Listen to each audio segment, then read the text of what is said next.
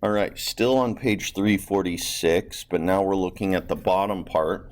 So this is another way they're going to be asking you to do homework problems, okay? So far we've been given the inequality and we had to graph it. This time they give us the graph and they want us to write the inequality. So it's just the opposite of what we were doing.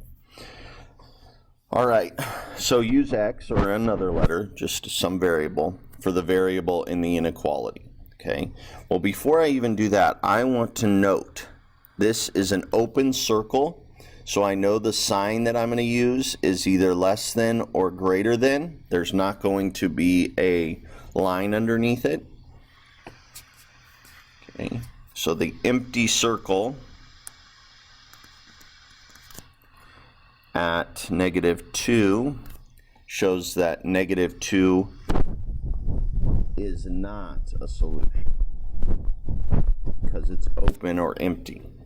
Okay, so I know I'm going to have no equal to sign underneath. It's either going to be less than or greater than, and I know I'm going to use the number -2 because that open circle is on the -2, and I'm going to have x. So x is either going to be greater than -2 or it's going to be less than -2. So let's see, based on the shading, we'll figure that part out. The shading to the left, so they shaded to the left of -2, shows that values less than -2 are solutions.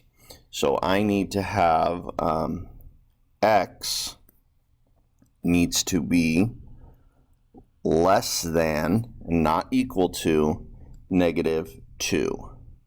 So x is less than -2. So right from this graph, I can see I'm going to have a greater than or equal to sign with no line underneath it because the circle is not shaded in. I know I'm going to have -2 because the circle is on the -2. I know I'm going to have a variable x, so then I just need to decide which way does this inequality go.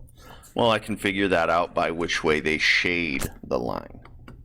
Okay. All right. Thanks for watching, and I'll see you on the next one.